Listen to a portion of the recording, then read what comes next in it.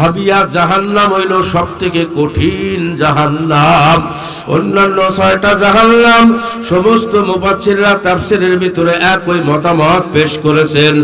সব জাহান্নামেরা আল্লাহর দরবারে ফরিয়াদ করে, আল্লাহ হাবিয়া জাহান্নামটা দূরে সরাইয়া দাও, হাবিয়া জাহান্নামটা একটু দূরে নিয়ে যাও। হাবিয়া জাহান্নামের ওই গুলিম গুলিম আওয়াজ, হাবিয়া জাহান্নামের আগুনের তেজ, হাবিয়া জাহান্নামের ওই ধোঁয়া আমরা জাহান্নামেরা সহ্য করতে পারি না। ও যুবক, ও মুরব্বীরা, ও গুনাহগারেরা, ও তাসের পাগলেরা, ও মদের পাগলেরা, ও জিনার পাগলেরা, ও সুদের পাগলেরা, ও ঘুষের পাগলেরা, ও বেপরদায় চলা আমার মা বোনেরা, মাগো জাহান্নাম যদি হাবিয়ার ধোঁয়া সহ্য না করতে পারে, জাহান্নাম যদি হাবিয়ার আগুন সহ্য করতে না পারে, ওই হাবিয়ার আগুন আমিও বা কেমনে সহ্য করব, তুমিও বা কেমনে সহ্য করবে। আম্মা জানের কোলের মধ্যে আয়েশা রাদিয়াল্লাহু তাআলা আনহার কোলের মধ্যে আমার নবীজি একটু বিশ্রামের জন্য কাইট হইয়া গেছেন। আম্মা জান আয়েশা সিদ্দিকা আঙ্গুল দিয়া দাড়ি মোবারক, মাথার চুল মোবারকে খেলাল করে নবী আরামে আরামে খেদমতে ঘুমাইয়া গেছেন। জোরে বলেন সুবহানাল্লাহ। আম্মা জান হঠাৎ কান্না শুরু করিয়া দিয়েছে। আমার নবীর এখনো দাড়ি পাকার বয়স হয় নাই, আমার নবীর এখনো চুল পাকার বয়স হয় নাই। অল্প বয়সে, যুবক বয়সে চুল দাড়ি গুণ পাকিয়া গেল। মনে হয় কাফেরদের জুলুম অত্যাচারের টেনশনে পড়িয়া আল্লাহু আকবার বারবার উল্লা দিয়ে চোখের পানি বসে। এই চোখের গরম পানি নবীর চেহারা মুবারকের পরে না পড়ে, আমার নবীর কাঁচা ঘুমে ঘুমটা ভাঙ্গিয়া না যায়। আদর্শ রমণীদের কাজই হইল স্বামীকে আনন্দ দেওয়া। জোরে বলেন কথা ঠিক কিনা? আদর্শ রমণীরা তারা সব সময় স্বামীকে মহব্বত করে। জোরে বলেন কথা ঠিক কিনা? চোখ বারবার চোখের পানি বসে, স্বামীর জন্য ডিস্টার্ব না হয়, ঘুম যেন না ভাঙ্গে। হঠাৎ করে মনের অজান্তে এক ফোঁটা পানি নবীর চেহারা মুবারকের পরে পড়ছে, পরে নবীজির ঘুম ভাঙ্গিয়া গেল। তাকায় দেখে আম্মা জান আল্লাহু আকবার আয়েশা কাঁদতে কাঁদতে চক্ষু দুইটা ফুলিয়া লাল হইয়া গেছে। নবী আমার বলেন, আয়েশা দীর্ঘ সময় তোমার কোলের পরে মাথা দিয়া ঘুমাইয়া গেছি, এই জন্য তুমি কষ্টে কান্না শুরু করিয়া দেছো। আম্মা জান আয়েশা কয়, না না না, বরং আপনি আমার কোলের মধ্যে ঘুমাইছিলেন, আমি বড় আনন্দ পাইতেছিলাম। সুবহানাল্লাহ।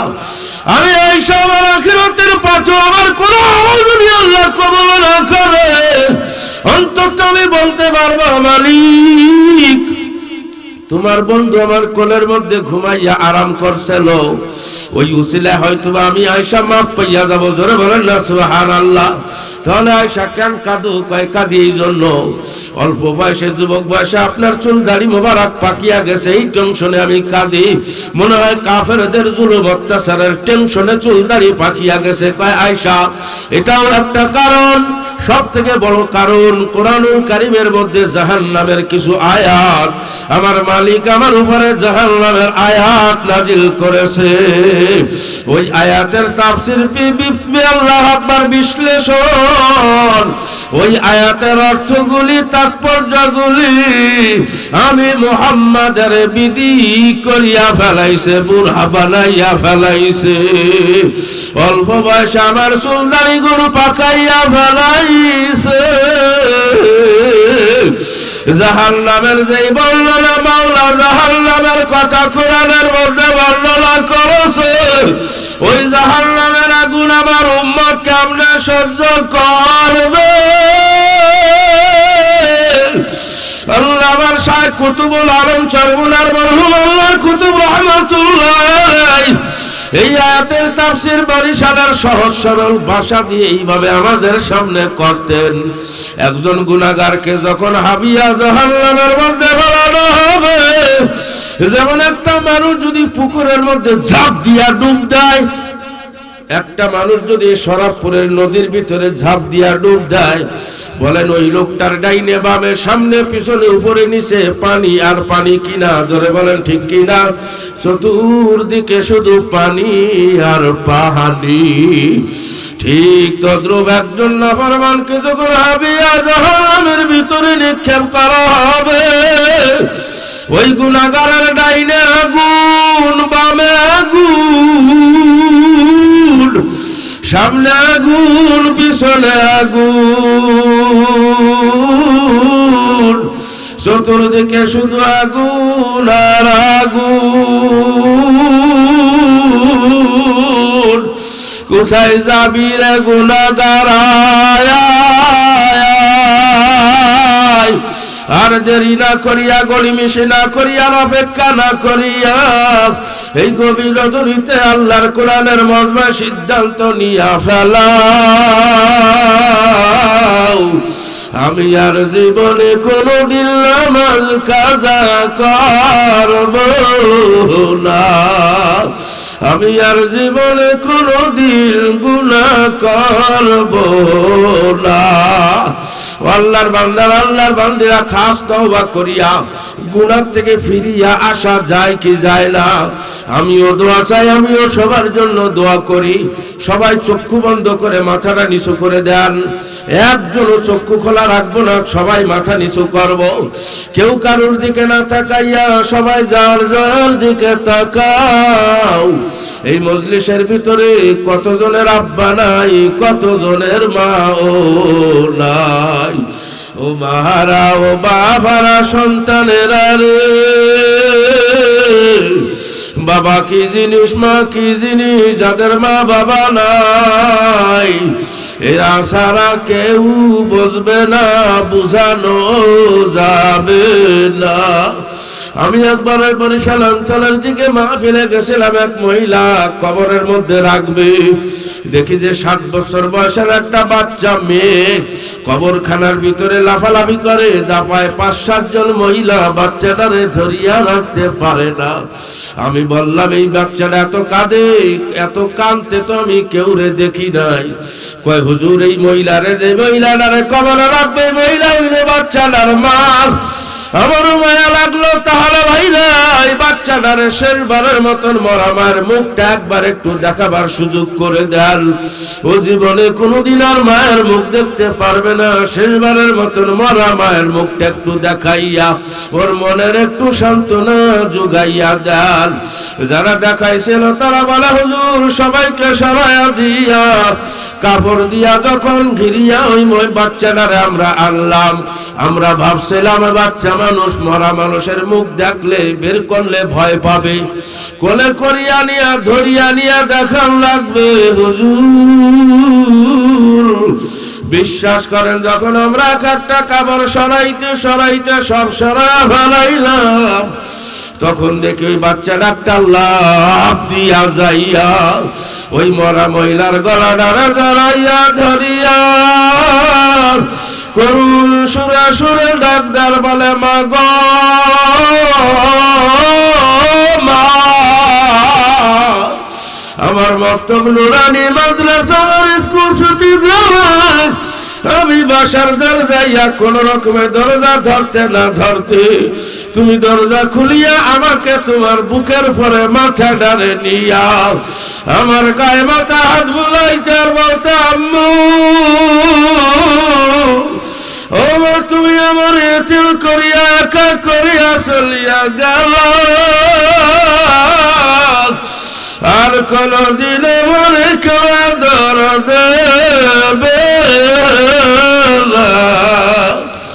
যারা আশেপাশে রাস্তাঘাটে আছেন, আমি আপনাদেরকে সবিনয় অনুরোধ করব, প্রয়োজনে পায়ে হাত দিয়ে বলবো, আমি লম্বা সময় আলোচনা করব না। রাত 10:30 এখনো বাজে নাই, কয়েক মিনিট বাকি আছে। 10:30, 11টা, 12টা পর্যন্ত তো মানুষ গান বাজনা, মোবাইলের মধ্যে বিভিন্ন আড্ডার ভিতরে লিপ্ত থাকে। কি বলেন, কথা ঠিক না? কথা কয় না? আসলে আল্লাহ পাক রব্বুল আলামিন তিনি চাইলে এর থেকেও কঠিন অবস্থার মধ্য দিয়েও নেক আমল করাও সম্ভব। কি বলেন, কথা ঠিক না? দিনের প্রতি, ইসলামের প্রতি, কোরআনের প্রতি যেই পরিমাণ মায়া, ভালোবাসা, মহাব্বত, আন্তরিকতা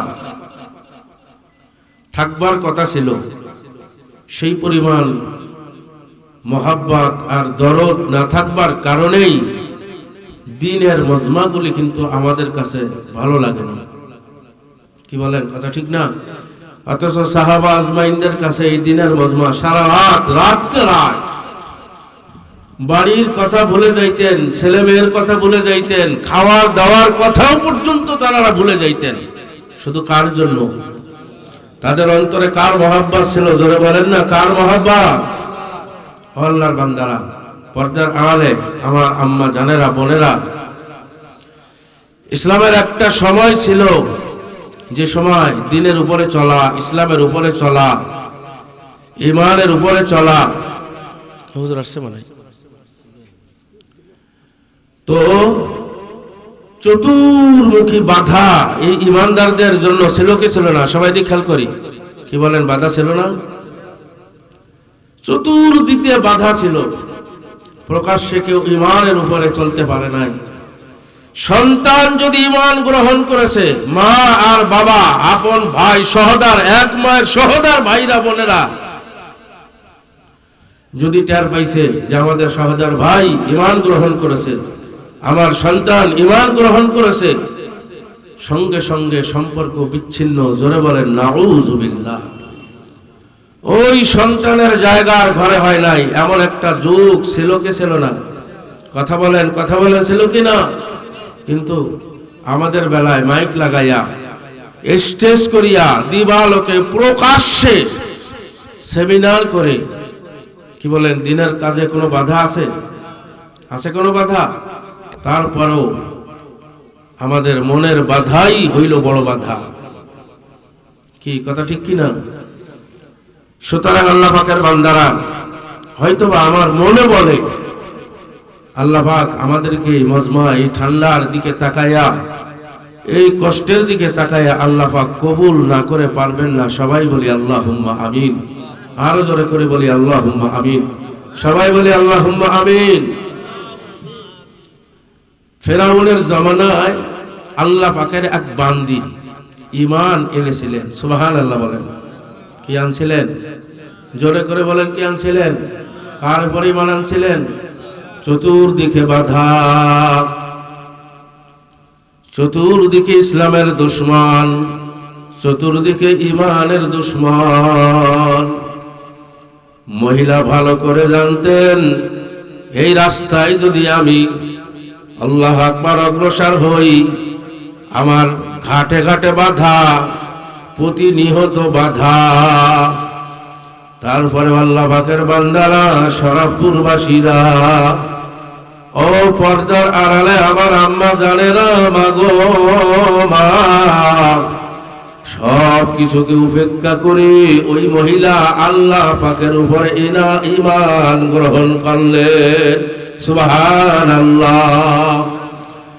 আমার কি হবে না হবে ওইদিকে পরোয়া করেন না। আমি বাঁচলে বাঁচলাম, না বাঁচলে না বাঁচলাম, আমি মাওলা পাকের উপরে ঈমান নিয়াই মরতে চাই। জোরে বলেন না সুবহানাল্লাহ।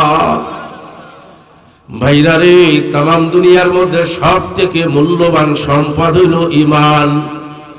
এই গাড়ি বাড়ি, টাকা পয়সা, ধন সম্পদ, স্থাবর অস্থাবর যত সম্পদ দেখেন না কেন আল্লাহর বান্দা, সব কিছুর মধ্যে ঈমানের সম্পদ বড় সম্পদ।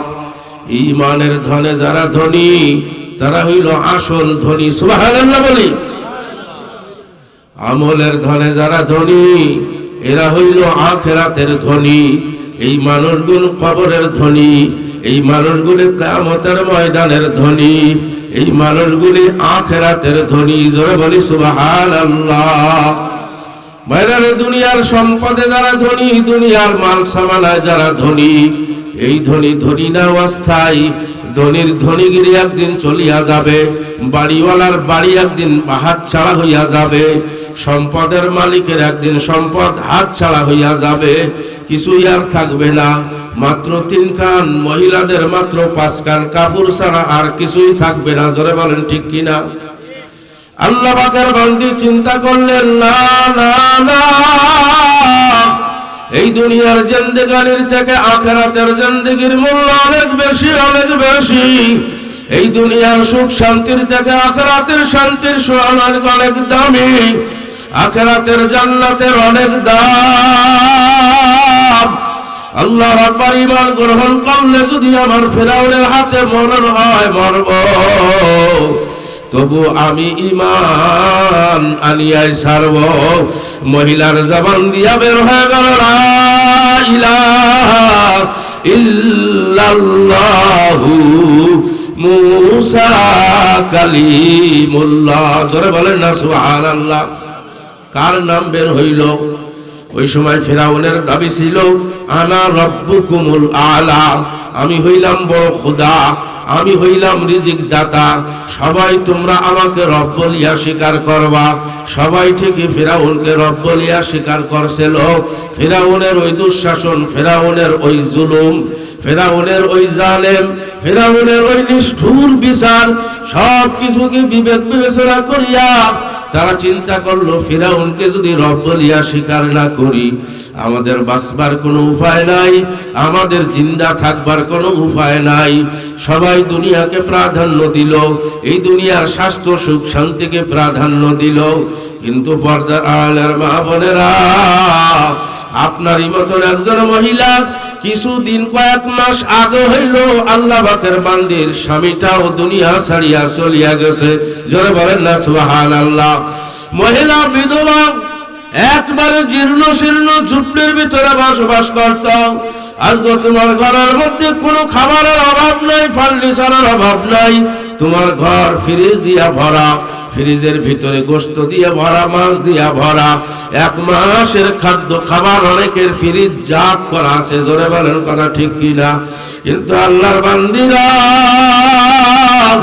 আল্লাহ আকবার, আল্লাহ পাকের বান্দি, ঘর নাই, দুয়ার নাই, স্বামী নাই, মাত্র দুইটা সন্তান। বড় সন্তানটা দৌড়াদৌড়ি করতে পারে, ছোট সন্তান এখনো বুকের দুধ পান ছাড়ে নাই, বড় জীর্ণ শীর্ণ অবস্থা, বড় অসহায়।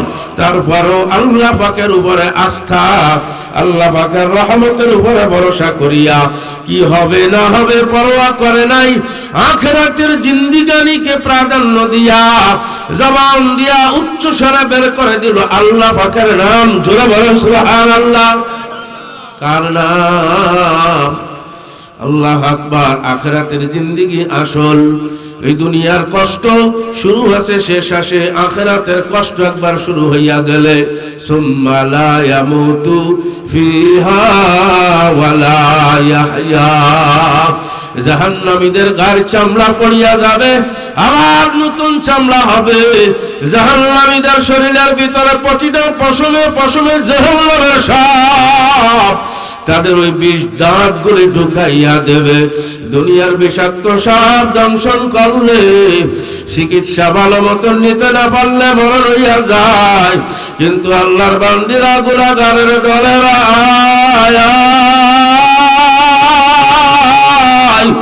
জাহান্নামের সাপ বিষ দাঁত ঢুকাইয়া দেবে প্রতিটা পশমের গোড়ায়। আহারে সটপট সটপট লাফালাফি করবে একজন নাফরমানের, আর কোনো দিন মরণ হবে না।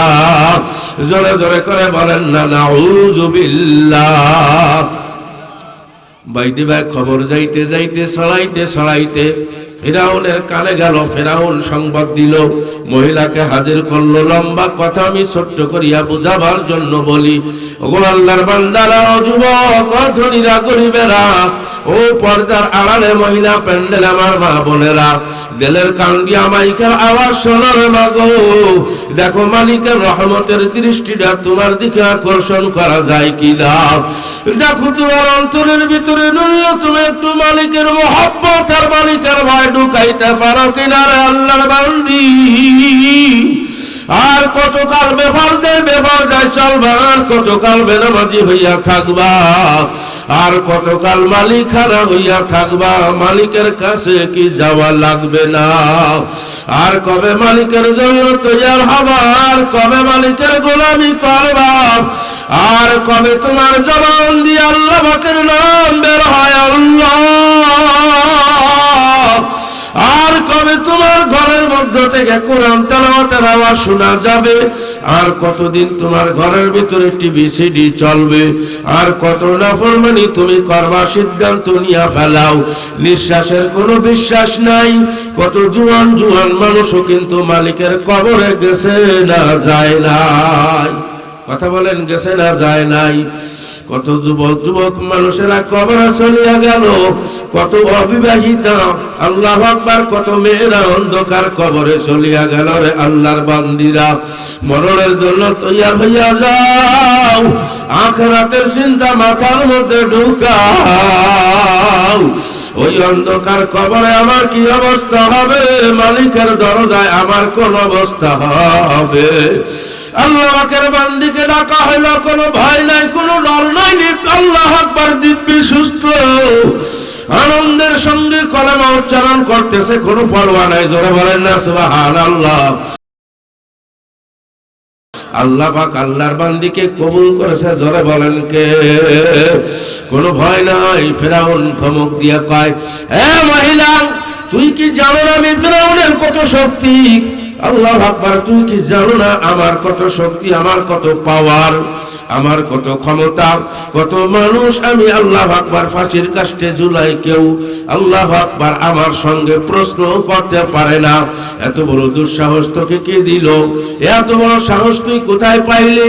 আমার বাড়ির কাজের মহিলা, আমার বাড়ির দাসী চাকরানি হইয়া আমার সন্তানের খেদমত করো, আর আমার ঘরের মধ্যে আমার খাবার খাদ্য তুই খাইয়া আমার সামনে তুই ইমানের আওয়াজ তোলো। এত বড় দুঃসাহস তোরে কে দিল? মহিলা বারে বারে আমার মালিকের আসমানের দিকে তাকায়।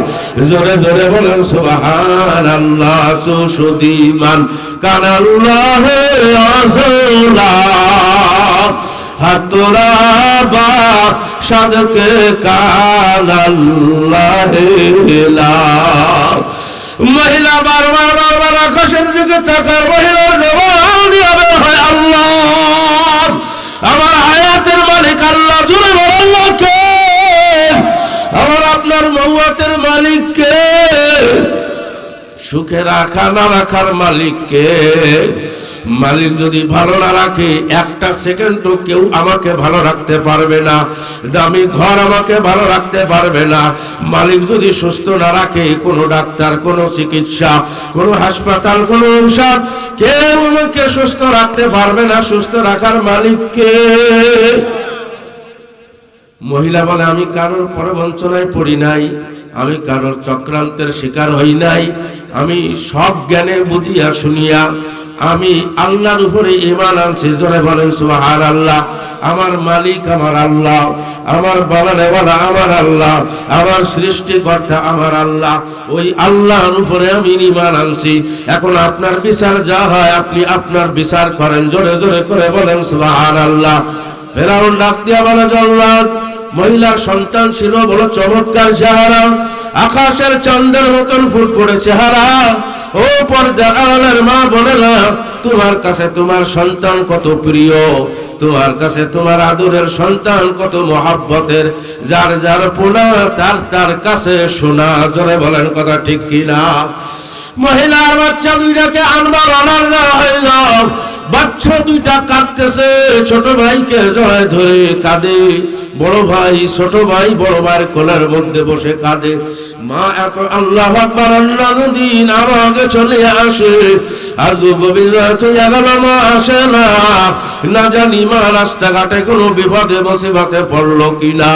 না খাইয়া বাচ্চা দুইটা পড়িয়া রয়েছে। মা যাইবে কাপড়ের আঁচলে বাঁধিয়া খাবার নিয়ে যায়। ওই খাদ্য খাবার সন্তান দুইটা খায়। ঘরের মধ্যে কোনো খাবার না, দরকার আর কেউ নাই। দুই ভাই, এক ভাই আরেক ভাইরে জড়ায় ধরিয়া ঘরের দরজায় মা মা করে করে কান্দে। ওই লোকটা যে দরজায় চাপা দিয়েছে, আল্লাহু আকবার, আবেদন আপনিয়া চিন্তা করছে। মা সে আনন্দের সঙ্গে দরজা খুলিয়া দিয়া দেখে দরজায় এক দস্যু একটা থাবা দিয়া সন্তান দুটিকে নিয়া মারতে মারতে পিডানি দিতে দিতে ওই মায়ের কাছে ফিরাউনের আদালতে নিয়ে যায়। জোরে বলেন না নাউযুবিল্লাহ। বাচ্চা দুইটা বলে, তুমি কে? আমার মা জীবনে কোনোদিন আমাদের একটা আঘাত করে নাই। কয় মাস হইল আমরা বাপ হারা শোকের সাগরে হাবুডুবু খাই। কে নিষ্ঠুর, তোমার কি কোনো দয়া নাই? এইভাবে বারবার যত বলে তত বিনয় তত মারে জমিনের মধ্যে ফেলাইয়া দেয়। বাচ্চা দুইটি নিয়ে আমার কাছে নিয়ে দেখে মায়ের হাত বাঁধা। জোরে বলেন নাউযুবিল্লাহ। ওই দৃশ্য দেখিয়া মা কেমনে সহ্য করবে? বাচ্চা দুইটা আল্লাহু আকবার। বড় সন্তানরা বলতেছে, মা গো কি ব্যাপার এই দুরবস্থা? কোনো অঘটন কোনো অসামাজিক কাজ করছেননি? মা গো কয় না না, অপরাধ একটা, ঈমান আনছে কারণে যদি এইটা যদি অপরাধ হয় মা গো তুমি আমাদের দিকে তাকাইও না। আমরা তোমার আদরের সন্তান, আমরা তোমার আদরের দুলালি। আমার কলার মধ্যে আমার মুখের মধ্যে তোমার আদরের বিছানা লাগানো মা গো। আমাদের দিকে তাকাইলে হয়তো তুমি আল্লাহরে ভুলিয়া যাইতে পারো, আমাদের দিকে তাকাইও না। তুমি মহান মালিকের দিকে তাকাও। জোরে বলেন সুবহানাল্লাহ। রে আল্লাহর বান্দারা, ও মহিলারা, ও মহিলারা, এরাও মানুষ আমরাও মানুষ। এরাও যেই কবরে যাবে আমরাও তো সেই কবরে যাব। জোরে করে বলেন কথা ঠিক কিনা? কি নিয়া মাওলার কবরে রওনা করলাম, কি জবাব মাওলার দরবারে যাইয়া দিবা? বিচার আল্লাহু আকবার। আদালত শুরু হইয়া গেল। ফেরাউন বলতেছে, মহিলা আমার সন্তানের চেহারা এত সুন্দর না, আমার মন্ত্রীদের সন্তানের চেহারা এত সুন্দর না, এত সুন্দর সন্তান সচরাচর আমার নজরে পড়ে না। কত সুন্দর চেহারা দেখলে মায়া লাগে, মন জুড়াইয়া যায়। ও মহিলা, তুমি সন্তান দুটির মুখের দিকে তাকাও। এই সুন্দর চমৎকার আকাশের চাঁদের মতন ফুটফুটে চেহারার জীবনের সন্তানের জীবনের দিকে তাকাও। ও মহিলা, তুমি নিজের হাতে সন্তান দুইটাকে জলঞ্জলি আল্লাহু আকবার আগুনের ভিতরে পোড়াবার ব্যবস্থা করিও না। আল্লাহু আকবার। তুমি ওই আরবের কথা ভুলিয়া যাও। জোরে বলেন নাউযুবিল্লাহ। ও মহিলা, তুমি ইমানের রাস্তা পরিত্যাগ করো। এই শহরের মধ্যে আমি তোমাকে বড় বাড়ির মালিক বানাইয়া দেব। জোরে করে বলেন নাউযুবিল্লাহ। আল্লাহর বান্দি ডাক দিয়া বলেন, ফেরাউন শহরের মধ্যে একটা বাড়ি না, পুরো শহর পুরো রাষ্ট্র যদি আমি মহিলার নামে তুমি অক্ষ করিয়া দাও, তারপর আমার কাছে কলেমার দাম অনেক বেশি। আমার সন্তান দেওয়ার মালিক আল্লাহ। জোরে করে বলেন নাকি? আরে এই সন্তান আমার মালিক দান করে, সেই মালিকের সঙ্গে সম্পর্ক ঠিক রাখতে গিয়া একটা সন্তান না, এইভাবে যদি আমার 100 সন্তান আমার মালিক আমারে দান করত, আর আমার চোখের সামনে যদি 100 সন্তান আগুনের ডাগের ভিতরে দিয়া, আগুনের মধ্যে দিয়া, পানির মধ্যে দিয়া আল্লাহু আকবার এইভাবে যদি শাহাদাত বরণ করা হইতো, আমি কিঞ্চিত পরিমাণ আল্লাহর থেকে বিচ্ছিন্ন হব না। জোরে জোরে করে বলেন না সুবহানাল্লাহ। ভাইরা রে, লম্বা ঘটনা ছোট্ট করিয়া বলি। ফেরাউন অর্ডার দিয়া গেল, লোহার কড়াই আনিয়া তেল দা আল্লাহু আকবার ভরিয়া জাল দিতে থাকো। আল্লাহু আকবার। তাই করা হইল। ভাইরা, যারা হোটেল রেস্টুরেন্টে গেছেন দেখবেন কড়াই ভরা তেল যখন জাল দিতে দিতে দিতে দিতে থকবক থকবক থকবক করে, তখন ওই পেঁয়াজ আল্লাহু আকবার বেগুনি যখন ওই তেলের উপরে যায়, সঙ্গে সঙ্গে মুহূর্তে ভাজি হইয়া লাল বর্ণের হইয়া যায়। ধরে বলেন কথা ঠিক কিনা? আল্লাহু আকবার। ওই কড়াইতে তেল দিয়া জাল দিতে দিতে যখন ওই তেলগুলি থকবক থকবক থকবক থকবক থকবক করিয়া উঠল, ফেরাউন আবার বলে, মহিলা দেখো তেল থকবক করিয়া উঠল, তুমি যদি ঈমান না ছাড়ো তোমার আদরের সন্তান ওই তেলের ডাগের মধ্যে ওই গরম আল্লাহ ফুটান্ত তেলের মধ্যে ফেলানো হবে। এখনো সময় আছে, দেখো চিন্তা করিয়া ভাবো। বলে আমার ভাবা হইয়া গেছে, চিন্তা ভাবনা আমার শেষ। মহিলার সন্তান বলে মাগো, তেলের ডাগার দুয়ার মধ্য থেকে আমাদের নাকে জান্নাতের ঘেরান আসতেছে, জান্নাতের ঘেরান পাইতেছে। মনে হয় জনগণের মধ্যে জান্নাত। এরা মা ভয় পাইও না, কান্না করিও না। আল্লাহ আকবার। মা ডাক দিয়া বলে মালিকের জান্নাতের গেটের দরজায় দেখা হবে। সন্তানটা ফেলাইয়া দিল, ছোট্ট সন্তানটাও ফেলাইয়া দিল। এখন মায়ের পালা। মা ডাক দিয়া কয় ফিরাউন রে, মরণের আগে একটা দাবি, আমার আদরের সন্তানের হাড্ডি গুড্ডি, আমার হাড্ডি গুড্ডি গুলি জমিনের কোথাও ডাস্টবিনে, নদীর মধ্যে, বাগানের মধ্যে ফেলাইবে না। আমাদের হাড্ডি গুলি জমিনের মধ্যে একটা গর্ত খনন করিয়া দাফন করিয়া রাখবা, এটা আমার দাবি। কয় দাবি রাখবো? জোরে বলেন না সুবহানাল্লাহ। বাইরের ইমানের রাস্তায় যারা চলে তারা কামিয়াব, যারা বলা করে ঠিক কিনা। তারপরে আল্লাহর নবী হাজার হাজার বছর পরে ওই রাস্তা দিয়ে হাড্ডির পাশ দিয়া মেরাজে যাইতেছিলেন। আমার নবীর নাক মোবারকের মধ্যে জান্নাতের ঘেরান আসে। আমার নবী ডাক দিয়া কয় আল্লাহর ফেরেশতা জিবরাইল, আমি কি জান্নাতের কাছাকাছি পৌঁছাইয়া গেছি? বলে কেন? তা বলেন কেন? বলে আমার নাকে জান্নাতের ঘেরান আসতেছে। কয় না না, জান্নাত এখনো বহু দূর, হাজার হাজার মাইল দূর। কয় তাহলে হাজার হাজার মাইল দূর যদি জান্নাত হবে, এখান থেকে আমার নাকে জান্নাতের ঘেরান কেন আইতেছে? সুবহানাল্লাহ। যে আমার আসলে বলে আল্লাহর নবী দাঁড়ান, আপনার নবুয়তি ভাই হযরতে মূসা আলাইহিস সালামের জামানায় এক অসহায় গরীব পরিবার নির্মমভাবে ফেরাউনের জুলুমের শিকার হয়েছিল। তেলের ডাগের ভিতরে ফেলাইয়া আল্লাহু আকবার সপরিবারে শহীদ করে দিয়েছিল। ওই শহীদ পরিবারের হাড্ডিগুলি জমিনের মধ্যে দাফন করিয়া রাখা। আমরা ফেরেশতারা মাঝে মধ্যে দলবদ্ধ হইয়া জামাতে জামাতে, কাফেলায় কাফেলায় এই হাড্ডিগুলি জিয়ারত করতে আসি আর জান্নাতের খুশবু নিতে আসি। জোরে করে বলেন সুবহানাল্লাহ। আমি সারাপুরের মানুষদেরকে বলবো, পর্দার আড়ালের মা বোনদেরকে বলবো, বলেন ইমানের উপরে চললে লাভ আছে না নাই? আল্লাহর নবী বলেন সবথেকে ছোট্ট যেই জান্নাত খানা ইমানদারদেরকে দান করা হবে, ওই ইমানদারের জান্নাতের পরিধি হবে 10 দুনিয়ার সমান। জোরে বলেন সুবহানাল্লাহ। সুতরাং আমার ভাইরা, বাবারা, যুবক ভাইরা, ও পর্দার আড়ালে আমার আম্মা জানেরা, ফিতনার জামানা চলতেছে।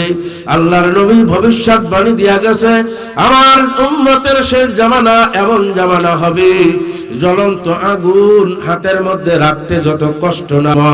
ভাই ইমানের দুশমন, স্ত্রীও অনেক পরিবারের ইমানের দুশমন। জোরে বলেন কথা ঠিক কিনা? যেই স্বামীর স্ত্রী দিন বিরোধী, ওই স্বামী জানে দিনের উপরে চলতে কত মুসিবত। জোরে বলেন কথা ঠিক কিনা? যেই সন্তান জানে, যেই সন্তানের মা বাবা বদ্দিন, ওই সন্তান জানে দিনের উপরে চলতে কত বড় কঠিন।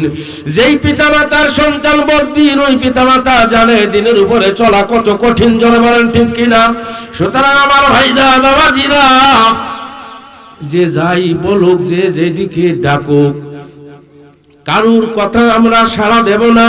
আমাদের মালিক আল্লাহ, আমরা কার গোলাম? জোরে করে বলেন না, কার গোলাম? মালিকের গোলাম। আমরা মালিকের কাছে যাব। সুতরাং আমরা যতদিন আল্লাহ পাক আমাদেরকে বাঁচাইয়া রাখে, আসুন। আর গুনার কাজ করা যাবে না, নেক আমল ছাড়া যাবে না। রাজি আছি না নাই? পর্দার আড়ালের মা বোনেরা, মাগো বেপরদার মধ্যে অনেক মজা, বেহায়ার মধ্যে চলার মধ্যে অনেক মজা। এই মজা কতদিন, এই আনন্দ তুমি কতদিন ভোগ করবা? এই আনন্দ বেশি দিন না রে আল্লাহর বান্দীরা। ও পর্দার আড়ালে স্কুল কলেজের ছাত্রীরা, বোনেরা, মেয়েরা, আল্লাহু আকবার, সব কিছু একদিন শেষ হইয়া যাবে। লা খায়রা ফি খায়রিন বাদাহুন নার। ওই আনন্দ আনন্দ না, যেই আনন্দের পরিণতি জাহান্নাম। ওই খুশি খুশি না, যেই খুশির পরিণতি জাহান্নাম। ওই হাসি হাসি না, যেই হাসির পরিণতি জাহান্নাম। ওয়ালা শাররা ফি শাররিন বাদাহুল জান্নাহ। ওই দুঃখ দুঃখ না, ওই কান্না কান্না না, ওই মুসিবত মুসিবত না, যেই দুঃখ, যেই কান্না, যেই বিপদের পরিণতি জান্নাত। জোরে বলেন সুবহানাল্লাহ। কথা বলেন, কথা ঠিক কিনা? এই শীত, আল্লাহু আকবার, শীতকালে ঠান্ডা পানি দিয়া ফজরের নামাজের ওযু করিয়া কষ্ট করিয়া নামাজ পড়া। জোরে বলেন, এই কষ্ট কষ্ট না। মালিক যদি কবুল করিয়া নাই, এই কষ্টের বিনিময়ে মালিক জান্নাতের পয়গাম দিয়া দেবে। এ বান্দা বান্দি আয়, ঠান্ডা কাল পানি দিয়া তুই ওযু করি আমার কুদরতি কদমে যখন তুই সিজদা দিতিস, আমি মাওলার এত মায়া লাগতো, এত মজা লাগতো রে। অনন্তকালের জন্য আমি তোদেরকে জান্নাতের গেট খুলিয়া দিলাম। জোরে বলেন, কথা ঠিক কিনা? কিন্তু খোদা আকাশটা তাদের জিন্দেগির পরে মালিক বেজার হইয়া যাবে, যাদের ঠিকানা হাবিয়া জাহান্নাম হইয়া যাবে। জোরে বলেন না নাউজুবিল্লাহ। হাবিয়া জাহান্নাম হইল সব থেকে কঠিন জাহান্নাম। অন্যান্য 6টা জাহান্নাম সমস্ত মুফাসসিররা তাফসীরের ভিতরে একই মতামত পেশ করেছেন। সব জাহান্নামেরা আল্লাহর দরবারে ফরিয়াদ করে, আল্লাহ হাবিয়া জাহান্নামটা দূরে সরাইয়া দাও, হাবিয়া জাহান্নামটা একটু দূরে নিয়ে যাও। হাবিয়া জাহান্নামের ওই গুড়িম গুড়িম আওয়াজ, হাবিয়া জাহান্নামের আগুনের তেজ, হাবিয়া জাহান্নামের ওই ধোঁয়া আমরা জাহান্নামেরা সহ্য করতে পারি না। ও যুবক, ও মুরব্বীরা, ও গুনাহগারেরা, ও তাসের পাগলেরা, ও মদের পাগলেরা, ও জিনার পাগলেরা, ও সুদের পাগলেরা, ও ঘুষের পাগলেরা, ও বেপরদায় চলা আমার মা বোনেরা, মাগো, জাহান্নাম যদি হাবিয়ার ধোঁয়া সহ্য না করতে পারে, জাহান্নাম যদি হাবিয়ার আগুন সহ্য করতে না পারে, ওই হাবিয়ার আগুন আমিও বা কেমনে সহ্য করব, তুমিও বা কেমনে সহ্য করবে। আম্মা জানের কোলের মধ্যে আয়েশা রাদিয়াল্লাহু তাআলা আনহার কোলের মধ্যে আমার নবীজি একটু বিশ্রামের জন্য কাইত হইয়া গেছেন। আম্মা জান আয়েশা সিদ্দিকা আঙ্গুল দিয়া দাড়ি মোবারক, মাথার চুল মোবারকে খেলাল করে নবী আরামে আরামে খেদমতে ঘুমাইয়া গেছেন। জোরে বলেন সুবহানাল্লাহ। আম্মা জান হঠাৎ কান্না শুরু করিয়া দিয়েছে। আমার নবীর এখনো দাড়ি পাকার বয়স হয় নাই, আমার নবীর এখনো চুল পাকার বয়স হয় নাই। অল্প বয়সে, যুবক বয়সে চুল দাড়ি গুণ পাকিয়া গেল। মনে হয় কাফেরদের জুলুম অত্যাচারের টেনশনে পড়িয়া আল্লাহু আকবার বারবার উল্লা দিয়ে চোখের পানি বসে। এই চোখের গরম পানি নবীর চেহারা মুবারকের পরে না পড়ে, আমার নবীর কাঁচা ঘুমে ঘুমটা ভাঙ্গিয়া না যায়। আদর্শ রমণীদের কাজই হইল স্বামীকে আনন্দ দেওয়া। জোরে বলেন, কথা ঠিক কিনা?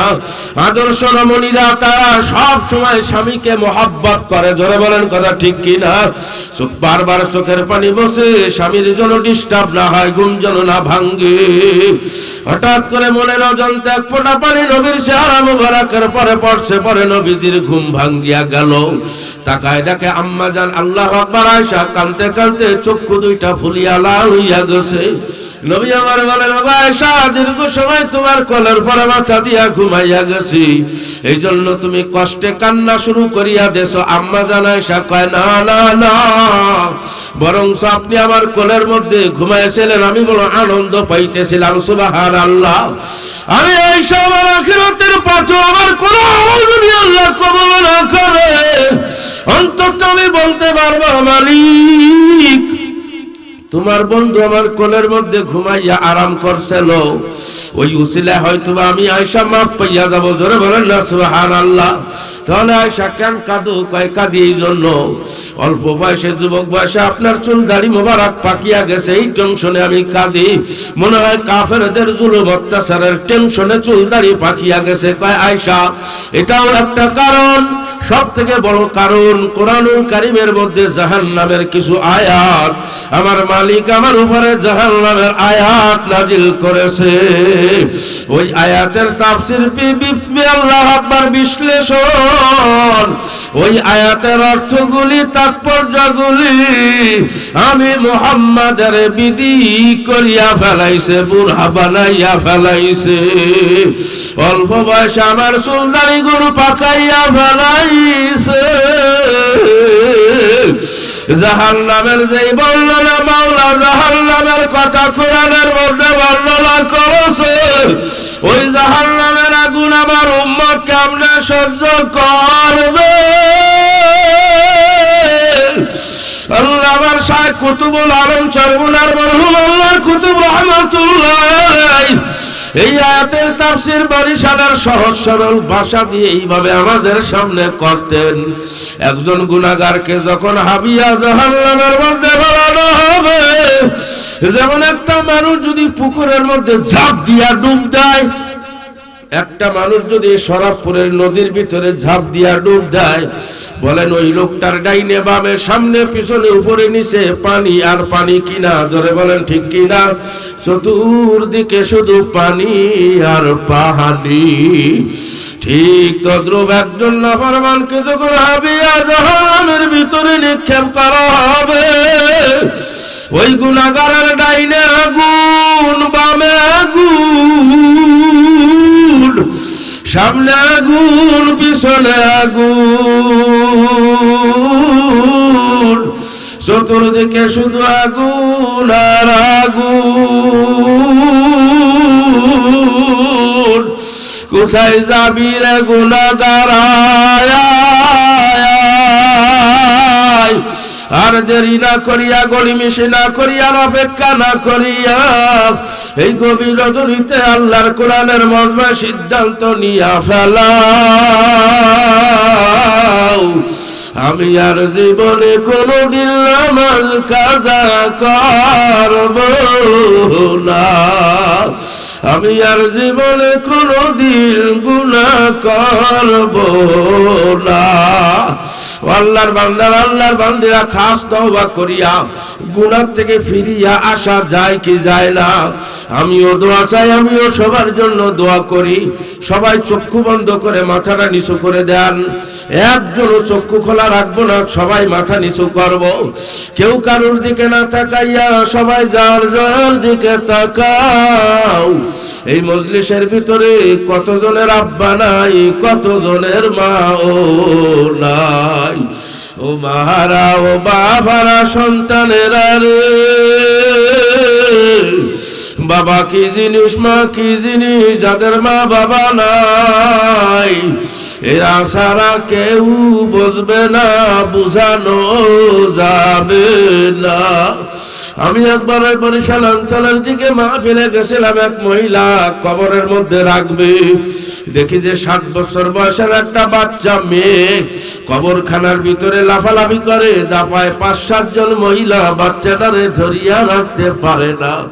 আমি বললাম এই বাচ্চাটা এত কাঁদে, এত কাঁদতে তো আমি কেউ রে দেখি নাই। কয় হুজুর এই মহিলারে, যে মহিলাটারে কবরে রাখবে, মহিলা হইল বাচ্চাটার মা। আমারও মায়া লাগলো। তাহলে ভাইরা এই বাচ্চাটারে শেষবারের মতন মরা মায়ের মুখটা একবার একটু দেখাবার সুযোগ করে দেন। ও জীবনে কোনোদিন আর মায়ের মুখ দেখতে পারবে না, শেষবারের মতন মরা মায়ের মুখটা একটু দেখাইয়া ওর মনের একটু সান্ত্বনা জোগাইয়া দেন।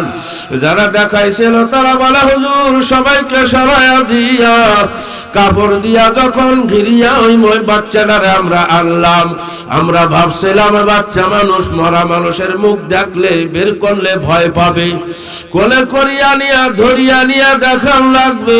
হুজুর বিশ্বাস করেন, যখন আমরা একটা কাপড় সরাইতে সরাইতে সব সরা ফেলাইলাম, তখন দেখি ওই বাচ্চাটা একটা লাফ দিয়া যাইয়া ওই মরা মহিলার গলাটা জড়াইয়া ধরিয়া করুণ সুরে সুরে ডাকদার বলে, মা গো মা, আমার মক্তব নুরানি মাদ্রাসার স্কুল ছুটি দেওয়া, আমি বাসার দরজাইয়া কোন রকমের দরজা ধরতে না ধরতে তুমি দরজা খুলিয়া আমাকে তোমার বুকের উপরে মাথা ডারে নিয়া আমার গায়ে মাথা হাত বুলাইতে আর বলতে, আম্মু ও মা, তুমি আমার এতিম করিয়া একা করিয়া চলিয়া গেল, আর কোনদিন মনে কেউ দরদ দেবে না। ওরে মহিলারা, তোমার মা যতদিন ছিল, বাবা যতদিন ছিল, আরে বাবার বাড়ি একটা মুরগি জমা হয়েছে, পুকুরের একটা বড় মাছ উঠাইছে, তোমারে না নিয়া খাই নাই, কেউ রে খাইতেও দেয় নাই, বাচ্চা কাচ্চার লেখাপড়ার ডিস্টার্ব হবে, তুমি যাইতে পারো নাই, টিফিন ক্যারিয়ার ভরিয়া তোমার বাবার কাছে পাঠায় গেছে রহিমার আব্বু, এই খাবারটা নিয়ে রহিমার বাসায় দিয়া আসো। ওই এতিম ওই দরদের মার কথা কি তোর মনে নাই? ওই মার জন্য কি এক ফোঁটা পানি পড়ে না রে বল এতিম? আল্লাহর নবী বলে, কোন এতিম যদি কোন বাবার জন্য চোখের পানি ফেলায়, তার চোখের পানি নাকের আগায় আসার আগে আমার মালিক তার মা বাবার দুজনের কবর জান্নাতের বাগান বানাইয়া দেয়। ওরে আল্লাহর বান্দারা, এতিমেরা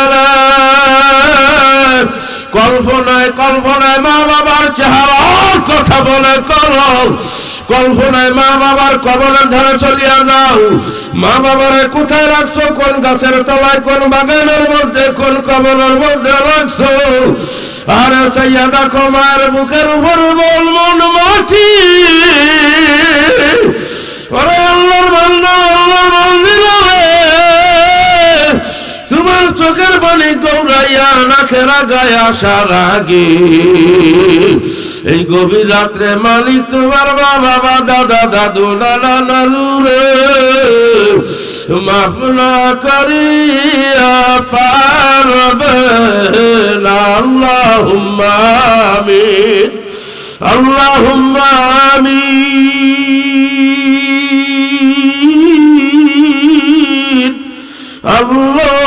আল্লাহুম্মা আমিন। আল্লাহ আল্লাহ গো, কই তুমি কোথায়? সাইয়া দেখো গভীর রজনীতে উপর থেকে কুয়াশার পানি শরীরের উপরে পড়ে, নিচ দিয়া ঠান্ডা, চতুর্দিক দিয়া কুয়াশা ঠান্ডা। আল্লাহ কত আলেম ওলামারা, ওলামাদেরকে নিয়া, মাদ্রাসার তালেবুল ইলমদেরকে নিয়া, আল্লাহ কত দাড়ি পাকা চুল পাকা মানুষদেরকে নিয়া, কত যুবক যুবক ভাইদেরকে নিয়া, পর্দার আড়ালে আমার মা বোনদেরকে নিয়া, আল্লাহ তোমার দুয়ারে আমি পাপী গুনাহগার হাজির, তারাইয়া দিও না রে মালিক, খাইয়ে দিও না, জিন্দেগানির গুনাহ মাফ না করে অন্ধকার কবরে নিও না, সকলের দরজা হইতে আল্লাহ ফিরিয়া তোমারি রোজায় রইলাম মাওলা পরিয়া, তুমি যদি মাফ না করো তোমার বান্দারে, বলো তোমার বান্দা যাইবে মাওলা কার কাছে আদর করিয়া মানুষ আল্লাহ বানাইয়া আল্লাহ আল্লাহ কেমনে দিবা জালামে মাওলা ফেলাইয়া ও জাহান্নামের মালিক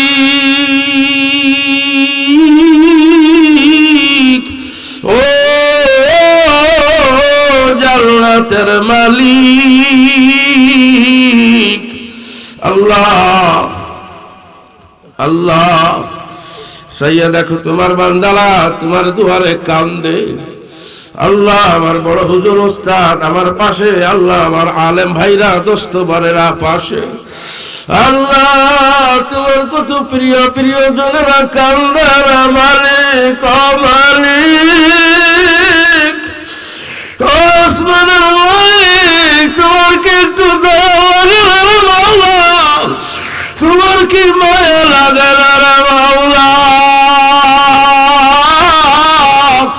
যদি মাফ নাই করবা কেন তুমি আমাদেরকে গভীর রাত্রে মোনাজাতে শরীক করাইলা একজনেরও গুনাহ মাফ হইলে আল্লাহ ওই একজনের উসিলায় সবাইকে মাফ করে দাও আল্লাহ শরাফপুরের মানুষগুলো আমার বড় প্রিয় মানুষ এই অঞ্চল আমার বড় প্রিয় অঞ্চল আল্লাহ এলাকায় আল্লাহ ছোটবেলা লেখাপড়া করেছি মানুষদের বড় অবদান আমি গুনাহগারের উপরের মালিক আল্লাহ এলাকার মাটির নিচের মানুষগুলির তুমি মাফ করিয়া দাও আল্লাহ কবরের মানুষগুলির তুমি মাফ করে দাও আল্লাহ চতুর্দিকে কবর আর কবর আল্লাহ তিমেরা কান্দে বাহারা কান্দে বাবারা কান্দে আল্লাহ বলে বলে মানুষদের দূরে দূরে কান্দে মহিলারা কান্দে যুবকেরা কান্দে আলেমেরা কান্দে মহতামিমেরা কান্দে আসাতিজারা কান্দে চালবেলেরা কান্দে মহিলা মাদ্রাসার শিক্ষিকারা কান্দে ছাত্রীরাও কান্দে আল্লাহ যুবকেরা কান্দে ধনীরা কান্দে গরিবেরাও কান্দে আল্লাহ ও আল্লাহ আল্লাহ রে তোমার জান্নাতের মেহমান বানাইয়া দাও আল্লাহ মহিলা মাদ্রাসাটা কবুল করে নাও শরাফপুর দারুল উলুমকে কবুল করে নাও আল্লাহ অঞ্চলের মানুষগুলিকে দিনদার বানাইয়া দাও হে আল্লাহ মহিলাদেরকে মাফ করে দাও আল্লাহ এলাকায় খাস রহমত নাজিল করিয়া দাও এলাকার ফসল বাড়াইয়া দাও ঘেরের মাছ আল্লাহ বাড়াইয়া দাও আল্লাহ জমিন বরকতি জমিন বানাইয়া দাও হে আল্লাহ প্রত্যেকের কামাই রোজগার বাড়াইয়া দাও অসুস্থ মানুষগুলির সুস্থ করে দাও অভাবী মানুষগুলির অভাব তুমি দূর করে দাও আল্লাহুম্মা জাআলনি সাবুরা ওয়া জাআলনি শাকুরা ওয়া জাআলনি ফি আইনি সাগীরা ওয়া ফি আইনুন নাসি কাবীরা আল্লাহুম্মা اغفناه بما شئت اللهم إنا نجعلك في نحورهم ونعوذ بك من شرورهم رب ارحمهما كما ربياني صغيرا آمين আল্লাহ যারা মাদ্রাসার জন্য টাকা পয়সা দান দুয়ান করলো নগদে বাকি আল্লাহ পিছনে বিগত দিনে সামনে আগামীতে দান করবে আল্লাহ সবার দান নাজাতের জন্য তুমি কবুল মঞ্জুর করিয়া নাও সবাইকে তুমি উত্তম জাযায়ে খয়ের দিয়া দাও সবাইকে তুমি নিরাপত্তার জিন্দেগানি দান করো সবার জিন্দেগির বিপদ গজব দূর করিয়া দাও আমিন برحمتك يا أرحم الراحمين السلام عليكم ورحمة الله